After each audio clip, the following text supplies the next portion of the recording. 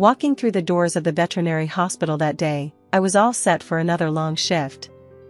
The place was a second home to me, a haven where my modest upbringing didn't matter, and my love for animals could shine. Little did I know, my world was about to tilt on its axis. He was there, leaning against the front desk, chatting with Janet, one of our seasoned nurses. His laughter filled the room, easy and genuine, catching my attention immediately. I couldn't help but pause, struck by the warmth in his eyes when he smiled. "Can I help you?" I asked, approaching them with a mix of curiosity and professional courtesy. "Oh, I was just thanking Janet here for taking care of Whiskers last week." "You guys do amazing work," he replied, his gaze meeting mine. There was an instant spark, an unspoken connection that I felt deep in my bones. "I'm Jerian," he added, extending his hand, which I shook, feeling a jolt of electricity at the contact. "I'm Carol," I said, my voice steadier than I felt. "I'm glad Whiskers is doing better. It's our job to make sure they get the care they need." Jerian nodded, his smile widening. "I can see the passion you all have for your work. It's inspiring. Actually, I'm here to volunteer. I want to help out in any way I can." His admission took me by surprise. Volunteers were common, but there was something about Jerian, a sincerity that couldn't be faked. His simple, unassuming manner was refreshing, especially when he shared that he came from a well-to-do family. It was a detail he mentioned offhandedly, as if it were the least interesting thing about him. We spent the rest of the afternoon working side by side, Jerian throwing himself into the tasks with an eagerness that was both endearing and slightly amusing. From feeding the animals to cleaning their enclosures, he didn't shy away from any job, no matter how dirty. After that first meeting at the veterinary hospital, things between Jerian and me started moving at a pace neither of us expected, but both secretly hoped for. Our initial connection over the animals quickly blossomed into something more, something real and tangible. Our first date was a simple affair. Jerian took me to a small, cozy cafe tucked away on a street I'd passed 1,000 times but never noticed. The place was a reflection of us, unpretentious and genuine. Over cups of coffee that turned cold because we were too engrossed in conversation, we discovered the myriad ways our lives intersected, from our mutual love for old movies to our uncanny ability to quote lines from obscure books. "We're quite the pair, aren't we?" Jerian joked, his eyes sparkling with amusement as he recited a line from one of my favorite novels, one I'd mentioned in passing. I laughed, surprised and delighted by his memory and effort. "Yeah, a regular Bonnie and Clyde," I quipped back, not missing a beat. But instead of crime, we were united by our shared passions and the laughter that came so easily between us. Date after date, our connection deepened. We found joy in the simple things, a walk in the park, a visit to a local animal shelter, or just sitting together in silence, comfortable in each other's presence. It was during these moments that I saw the true Jerian, the man behind the wealth and the expectations that came with it. He was kind, compassionate, and genuinely interested in making a difference, qualities that resonated with my own values and aspirations. As those early dates turned into weeks, and weeks into months, I couldn't help but feel grateful for that chance encounter at the veterinary hospital. Meeting Jerian's parents was a milestone I approached with a mix of excitement and trepidation.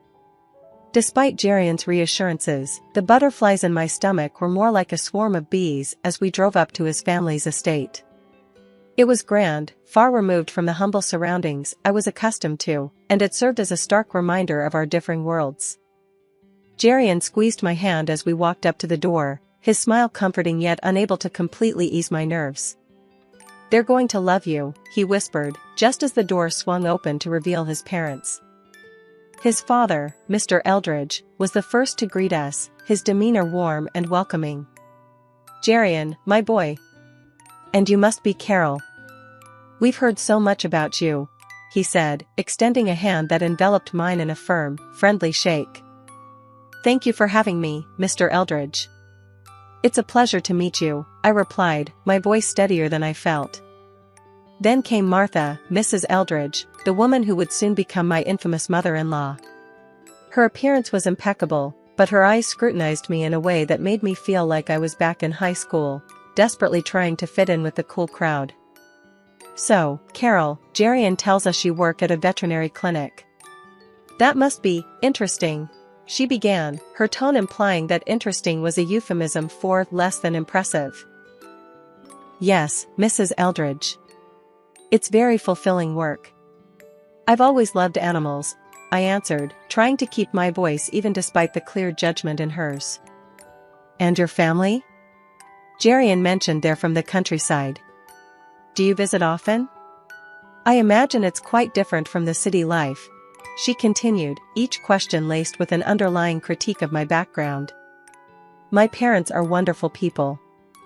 We're very close, and yes, it's a different pace of life, but it's where I call home," I said, my pride in my roots firm, despite her not-so-subtle digs.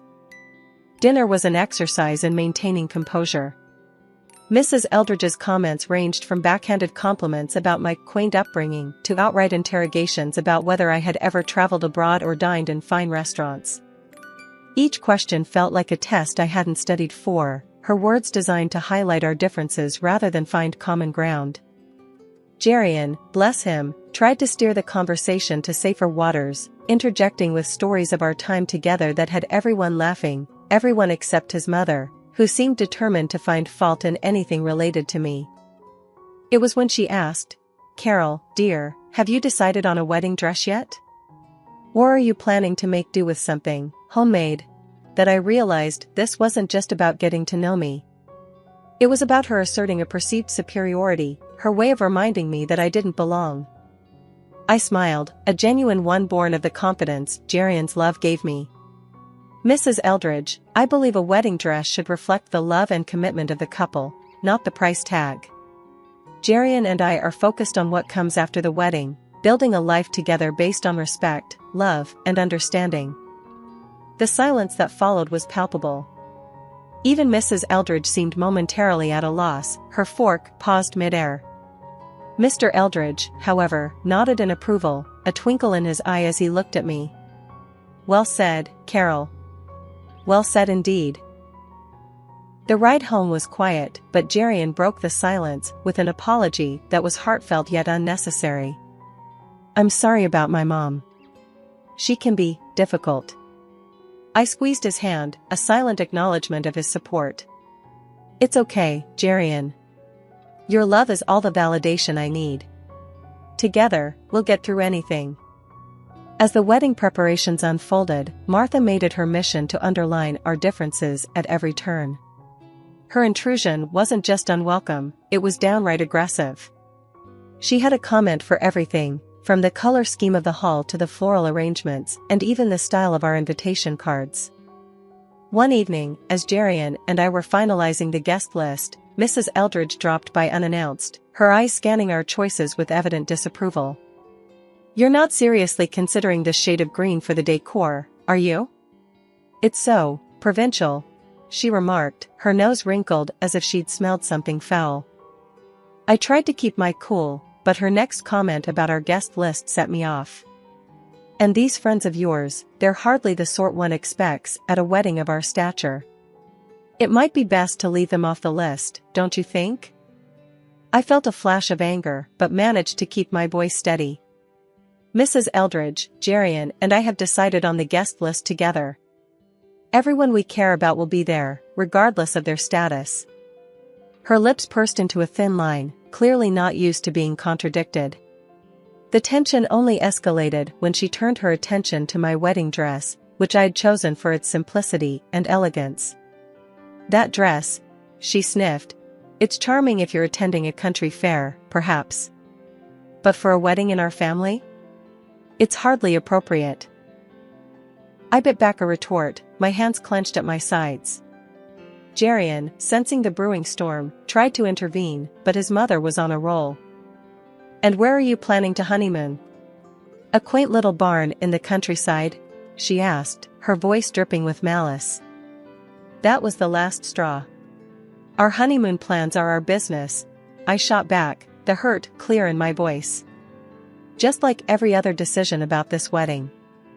It's about what makes us happy, not about living up to some outdated standards. Mrs. Eldridge's eyes narrowed, but before she could retort, Jerian stepped in. Mom, that's enough. This is our wedding, Carol's and mine. We're making the decisions that are right for us. If you can't support that, maybe you should reconsider your involvement in the planning. The room went silent, the tension thick enough to cut with a knife. Mrs. Eldridge huffed, muttered something under her breath about speaking later, and stormed out. After she left, the air felt lighter, as if her departure had lifted a weight from the room. Jerian wrapped his arms around me, his apology whispered in my ear. I'm sorry, Carol. I don't know what's gotten into her. It's not your fault, I sighed, leaning into his embrace. But I'm glad you said something. This is our wedding, our day. It should be about us, not about pleasing everyone else. The wedding day, supposed to be the happiest of my life, started off just like I'd always dreamed. The church ceremony was beautiful, filled with love and promise. I stood there, in my simple yet elegant dress, feeling truly beautiful and cherished, hand in hand with Jerian, my soon-to-be husband. But amidst the joy, a nagging feeling tugged at me. Glancing over, I caught my mother-in-law's expectant look, her smirk barely hidden. It was clear she was plotting something, but I pushed the thought aside, hoping for the best. The ceremony concluded without a hitch, and as we headed to the reception, I tried to hold on to the happiness of the moment. However, as soon as we arrived, I saw her again, my mother-in-law, moving towards the microphone with a purpose. My heart sank. With all eyes on her, she began, her voice dripping with feigned sweetness. Ladies and gentlemen, I just wanted to take a moment to talk about our newest family member. Her gaze locked with mine, and I felt a chill. Coming from such humble beginnings, it's truly remarkable how resourceful Carol has been. From the village to here, embracing our family with open arms, like a true freeloader, and, dare I say, a beggar at our doorstep. The room fell silent, the guests exchanging uncomfortable glances. Even those from Jerian's side, the so-called high society, looked taken aback by her harsh words. I stood frozen, shock giving way to humiliation, tears blurring my vision as I heard a few gasps and murmurs ripple through the crowd. Beside me, I could see my parents, their faces flushed with shame, hurt by the cruel words aimed at their daughter. Before I could process everything, Jerian was by my side, his voice filled with anger and apology. I'm so sorry, Carol. I had no idea she'd stoop this low, he whispered, his arm wrapping around me in support. But before we could react further, an unexpected ally emerged. Jerian's grandmother, a respected matriarch of the family, stood up, her presence commanding attention. Enough, she boomed, her voice cutting through the tension. I cannot believe what I'm hearing.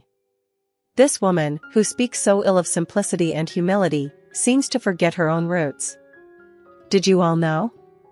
She herself was once nothing more than a servant in our household. And now, look how she turns her nose up at those very beginnings. The room erupted in whispers, the tables turned.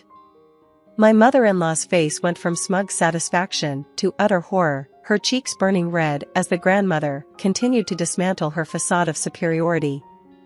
This girl, Carol, has shown more grace and dignity than you ever have, the grandmother said, her gaze softening as she looked at me.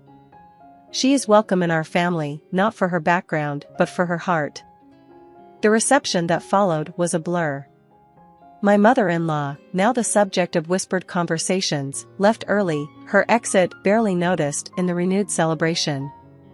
Jerian was by my side throughout, his apologies unnecessary as his love and support spoke volumes. The room was still buzzing from the grandmother's unexpected defense of me. Guests whispered among themselves, casting sidelong glances at the now absent mother-in-law. Jerian squeezed my hand under the table, a silent promise of solidarity. Can you believe what just happened? Jerian asked, his voice a mix of astonishment and relief. I shook my head, still processing the whirlwind of emotions. No, Jerian, your grandmother, she was incredible. I didn't think anyone would stand up to your mother like that, let alone in such a public way. Jerian smiled, a look of pride crossing his face. Grandma has always been the matriarch of our family. She doesn't tolerate injustice or cruelty. I guess I forgot how formidable she can be. We were interrupted by the approach of the very woman of the hour, Jerian's grandmother. Her presence commanded respect, yet there was a warmth in her eyes as she looked at us. "Carol, dear, I hope you're feeling better after that unpleasantness," she said, her voice firm but kind. "Thank you, Mrs. Eldridge. Your words meant the world to me. I was feeling pretty low, but you've turned the whole evening around," I replied, gratitude swelling in my heart. She waved a hand dismissively. "Nonsense, my dear. It was long overdue. That woman needed to be reminded of her place and to learn respect. You are a part of this family now, and we protect our own." Jerian's father joined us, a sheepish look on his face. "Carol, I'm sorry for my wife's behavior. I hope you can forgive us for any hurt she's caused." I nodded, understanding the difficult position he was in. "Thank you, Mr. Eldridge. Today has been a whirlwind, but your family's support has made all the difference." As the evening continued, the atmosphere in the room lightened. Guests came up to us, offering their congratulations and, in some cases, apologies for the earlier drama. It was clear that the tide had turned, not just in terms of the evening's events, but in how I was viewed by Jerian's family and their social circle. Later, as Jerian and I took to the dance floor, I couldn't help but feel a sense of victory, not over his mother, but over the situation. We had faced adversity head-on and come out stronger on the other side. "Jerian," I said, as we swayed to the music, "today has been a lot. But I've never been more sure about us. Your family's support, especially your grandmother's, has shown me that we can handle anything together." The atmosphere at Jerian's family home was charged as we gathered for the meeting his grandmother had called. After the wedding's tumultuous events, I was anxious about facing everyone again, especially Jerian's mother. However, Jerian squeezed my hand reassuringly as we took our seats in the large living room, filled with generations of Eldridges and a palpable tension. Jerian's grandmother, the undeniable matriarch, stood at the head of the room, her presence commanding attention. "Thank you all for coming," she began, her voice steady and authoritative. "We're here to address a matter that concerns the dignity and unity of our family." Jerian's mother sat rigid, her eyes darting around the room, perhaps seeking an ally or preparing for a counterattack. Jerian, ever the peacemaker, spoke up first. "Grandma, I know things got out of hand at the wedding. I want to apologize on behalf of—" His grandmother raised a hand, silencing him. "Jerian, my boy, this isn't about placing blame on anyone. It's about setting things right." She then turned her gaze to me. "Carol, you've shown nothing but grace and patience in the face of less than welcoming behavior. For that, you have my respect." I nodded, touched by her words. "Thank you, Mrs. Eldridge. I just want what's best for Jerian and to be a part of this family." The room was silent, all eyes on us, when suddenly Jerian's mother stood, her chair scraping loudly against the floor. "I've listened enough. This girl," she gestured wildly towards me, "has turned everyone against me. And you," she pointed accusingly at her mother-in-law, "you humiliate me in front of the whole family." Jerian's grandmother remained unfazed. I stated the truth. "You forgot where you came from, and you tried to belittle Carol for her origins. That's not the Eldridge way." Jerian's father finally spoke, his voice firm. "Enough, Martha. Your behavior has been unacceptable. It's time you reflect on your actions and their impact on our family's reputation." The room went quiet again as the weight of his words settled in. Jerian's mother sank back into her chair, her defiance fading. The grandmother continued, "We are a family. And families support and lift each other up, not tear each other down. Carol, you are welcome here, always." As the family meeting began to wind down, with the air still heavy from the discussions and revelations, Jerian's grandmother, the respected matriarch, had one more issue to address. She cleared her throat, signaling that she wasn't quite finished, drawing the room's attention once again. "Now, there's another matter I need to bring to light," she started, her tone serious, hinting at the gravity of what was to come. From her purse, she pulled out a long list, the paper rustling loudly in the quiet room. "It's come to my attention that Martha's spending has been, to put it mildly, extravagant and irresponsible over the past month." The room fell silent, every pair of eyes fixed on the list that seemed to unravel like a scroll. Jerian's mother shifted uncomfortably in her seat, her earlier defiance melting into panic. "These expenses," the grandmother continued, "are not only frivolous, but are bleeding our family resources dry. This cannot go on." Martha, now pale, looked around, perhaps hoping for an ally, but finding none, she turned to her husband, desperation in her voice. "You can't let her do this to me. You know we need the money for..." Her husband, a man who had been quiet for most of the meeting, spoke up, his voice firm and devoid of any warmth he might have previously held for her. "I agree with my mother. It's time you learned the value of hard work, Martha. I won't support your lavish lifestyle anymore." Martha's eyes widened, her mouth opening and closing, but no words came out. The realization that she was truly alone in this, that her actions had consequences, seemed to finally dawn on her. "And if your behavior continues along this path," he added, the threat clear in his tone, "I will have no choice but to seek a divorce.